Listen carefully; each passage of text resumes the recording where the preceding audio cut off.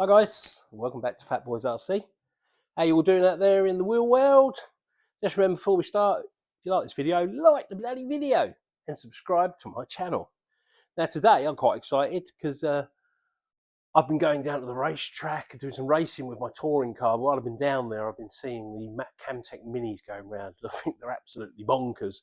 They're so fast, they go flying around.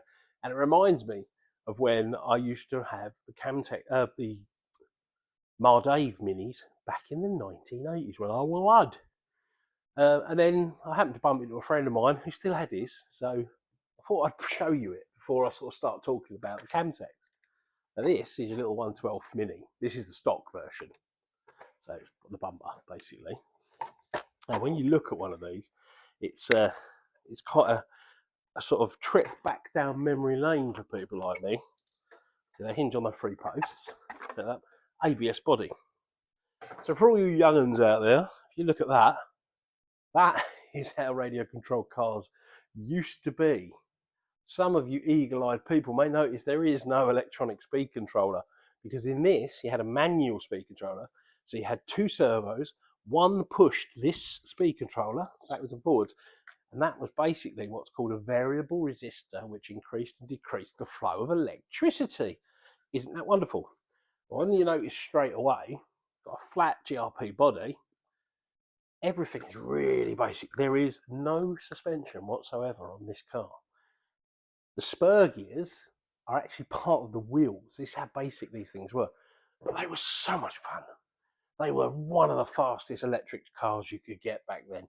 And when you used to fly around a corner, your battery used to fly out because you used to have to hold them in with things like straps and elastic pads. Anyway, the reason I'm showing you this is because obviously things have moved on a little in the world, and although these kind of minis, the Mewdays, the Bat Caves, the TWRs, and of course the Kamtecs, which I really like, are the same sort of thing. Now, we've been doing our racing down at Medway RC Raceway, which is my little track that I go to. It's a great little place. Get yourself down there, do some racing. Every night of the week is a different sort of discipline on. Today, we're concentrating on Thursday's event, which is the Kamtec Minis. Now, right here, I have a Kamtec Mini sitting there. Now, this is one of the cheapest ways of getting into RC racing. For £95, you can buy this kit straight from Medway RC Raceway, and you will be able to get your car. You've then got to buy your motor and your ESC and your electronics and add them to that, of course. Let's have a look, shall we? This is what you get. Again, very basic. Okay, if you compare that to the old Mewday there, very sort of similar. You can see the evolution, of course. You know, it's all there. Difference with this one, got some suspension in the wheels, so there's a little bit of movement in the wheels there. There's also springs under this unit here, so there is actually suspension up and down. There's also a proper battery tray to hold a 4.8 volt battery. But that's pretty much it. It's a basic way of getting into fast racing. You get that. You get your little bags of screws and your turnbuckle arms and things like that you need. And of course, you get a clear body. I'm mad for the Mini Clubman. I chose the Mini Clubman for mine. There's different variations of bodies available. And at the racetrack, they always got bodies down there for you to buy, because obviously you smash them up when you're racing. Racing's fun and you break things when you race. So they have to have a good supply of these. Right. So that's your basic kit. That's how it comes out of the box. Nothing to it. So then what you're going to need? First of all, you're going to need one of these. This is a 4.8 volt nickel metal hydride battery, which is a little bit of a step back. I've got a Dean's connector on mine. It could be a Tamiya connector, could be anything like that. Battery. You're going to need 1, maybe 2, maybe 3, depending on how much time you want to spend at the racetrack. Then you're going to need an electronic speed controller. Now, most people go with the Hobbywing 1060. which is the sort of industry standard 60 amp brushed ESC. Get it everywhere. There are other different variations of it. I happen to have the FTX version of it myself. I've got that. It's the same speed controller, really. It's just branded FTX, which is another one of CML's brands. Okay? So the speed controller. You will need a steering servo. This steering servo is not the greatest steering servo in the world, and I will see if I've got another one, but obviously you're going to need those. Steering servo, you want one that's pretty quick. It doesn't necessarily have to have lots of power, but pretty quick servo, nice for when you're racing. Of course, you're going to need one of these. Now, when you're racing down the track, they limit you to 21 turn maximum motors. Now, I've gone out today to TJD models and I've purchased a Thrust 21. This is the Absima motor. This is a 21 turn. You can buy the Kamtec from Medway RC Raceway if they're in stock. I've got this Absima. I've been told they're pretty quick, so I'm going to give that a go. Okay, and of course, at the end of the day, you're always going to need radio gear. Now, you can go out and buy some radio gear on the market, probably £30, something like that. That'll be your radio gear and a receiver, and that'll be good enough for having some fun. If you want to get into the whole RC hobby, most of us end up going out and buying something that can control more than one model. Me, for instance, I have the FlySky GT5, which is a cheaper end of the scale. This one's about £80 in the UK with a receiver. This one can handle up to 20 models. So I've got my touring car on there. I've got to have my Mini on there. I've got my outdoor cars on there. So, you know, it's nice because you can just change between the models. And that's an FlySky GT5. I'll put a link for that below. You can go buy one on Amazon. And you also need a receiver. Now, with the Minis, not allowed gyros. So a receiver without a gyro or the gyro turned off, save yourself some hassle, get one with no gyro and then no one will accuse you of cheating. So as a basic kit, that's pretty much all you need. So the next thing you're going to need, obviously, if we look at this, is a tin of paint, because we've got to paint this. I do like to paint the shell, and what I'm going to do, I'm going to keep this one simple on the paint scheme. I'm going to do it black. Okay? I'm not going to keep it so simple on the sticker theme. Obviously, I own a graphics company, so why would I bother doing something like that? So I'm going to do this with just black paint this time, rather than like a two-tone shell, like a different colour scheme like that. But one of the things I'm going to say to you, make yourself have an easier life. Go to the model shop, go online, go anywhere, buy yourself some of these. These are the scissors that are specific to cutting the shells, okay? These ones, if you can see, have got a curved blade. These ones have got a straight blade. Now, what happens here, if you've got the curved scissors, you can cut the wheel arch a lot cleaner. Look. So you can go through, and it actually helps you go around the wheel arch. Isn't that fun? Rather than struggling, which I don't know about you, but if you've ever done a shell before, I've struggled with a few of these in my life. Look at that. Cut it. Simple as that. Yeah. Cut your wheel arch out. Simple as that. There you go. Nice clean wheel arch.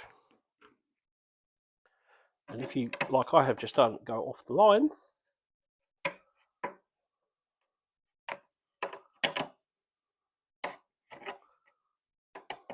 it's easy to bring it back on board.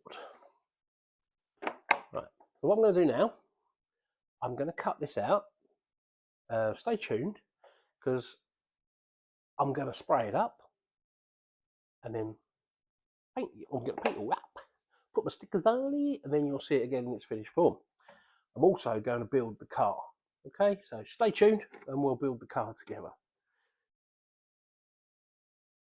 Right, so we've got a couple of coats of paint on the Mini, and she's She's drying away there. It'll probably take about 4 coats to do it, and then we can peel the clear film off the front. Windows are all masked out. But while that's printing, I'll just walk you around here. This is my graphics company. The printer is churning away, because what I've actually done, I've designed a set of Fatboy RC stickers to go onto the Mini with the Medway RC logo, and they're actually printing out right now. As you can see, they're printing straight out of the printer. Once they're printed out, I'll laminate them, cut them. Some of these stickers will end up in a little bowl at Medway RC that you can go and nick them out of the bowl if you like. Put one in your car if you've got a Kamtec. There's normally other ones there, like there's Medway RC ones, there's Fatboy RC ones, and some TJD model ones as well. So you can normally go down there and pick up your stickers, put them on your radio control car, and have a blast. Right, so we'll come back to that later. So obviously we cut the car out, we put a couple of coats of paint on it. Always looks very matte, yeah. While the paint's drying on that coat there, we'll have a play with the actual car itself and chuck it in. I'll start off with bolting the servo in. So there's your servo. Obviously you've got your fittings on it like you have any other car. There's your servo mount, and we'll put that in there. I'll just screw that in, and then you can see it. Right, I've put the servo in. Pretty straightforward task. Servo's bolted in. One thing to remember when you're doing it, start off with this little right hand post here, put it on there, and then if you look underneath the car, the next post, or both posts, are on slide. So you can slide the posts to fit the servo, right? I like it all the way over there because I'm going to mount my ESC here, okay? And to mount the ESC, you're just going to need a little bit of foam tape, put it down there, bonk, and it's in. Right, so there you go. ESC mounted to the bodywork. It's literally just foam. I put it in a strange way round because I'm going to cable manage that afterwards. I'm trying to protect the cables from the wheels and the steering setup. Right, so the next thing to do is get your little servo saver, mount your arms to it. Now, I was reliably informed by Rich down at Medway RC Raceway that you should use the second hole down on Kimber servo saver. So I've mounted the arms to it already. I find it easier to mount the arms to the servo saver, so it's a tip I like.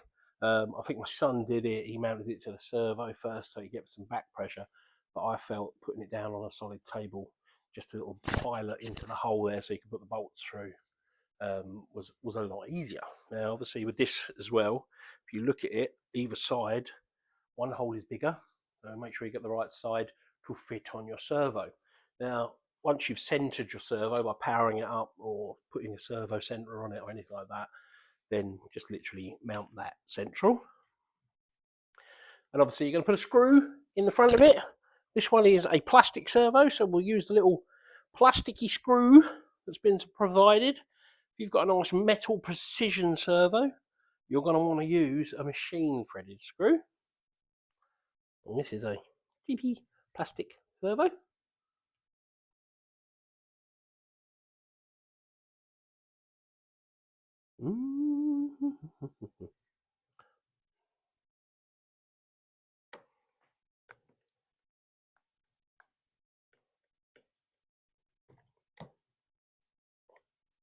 On. Right, that's it. Just on.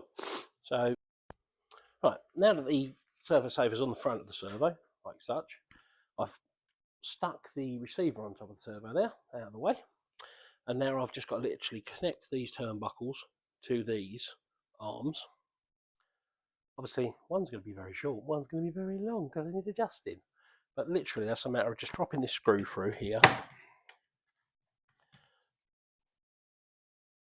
Like so. No, not that one, that's an engine mount. That one.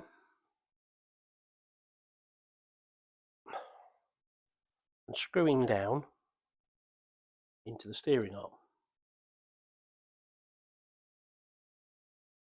What I'm going to do, I'm going to change the orientation. That's a bit more like it. Much better angle for the steering. So mount the steering arms onto the rear of the servo saver. It's a good idea. Should have done that the first time round, shouldn't I? Right, the next thing we're going to do is mount the motor. So I haven't got pinion gear yet because I've got to go and see Mr. Richard down the track to pick up my pinion gear. Because these are 32 DP pinion gears rather than like the standards or Mod 648s, that kind of stuff. Now, when you put this motor mount, the motor in a mount, remember to use your washers. The amount of these we see, well, not so much these cars in general, where they don't use their washers and it just goes straight through the motor mount, is unbelievable. So obviously this is going to be just plonked in there for now because I haven't got a pinion gear to shove on it. So put the motor in.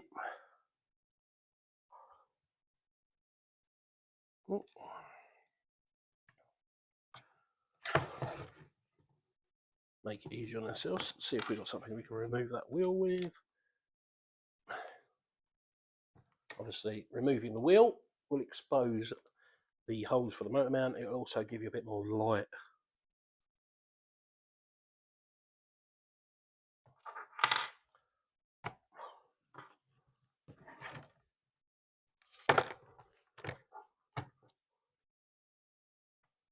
Oh shit.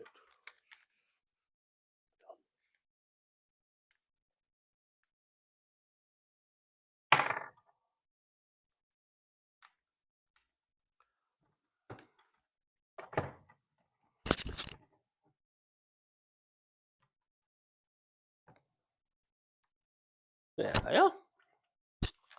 There's the holes in my motor mount.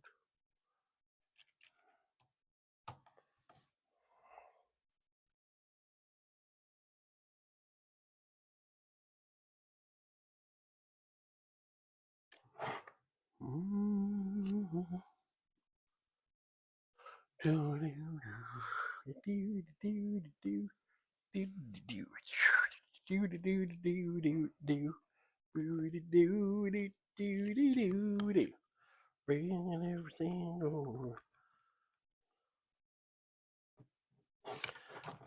Right, so your motor's in now. Now we need to put the wheel back on. Make sure you line it up with the little teeth.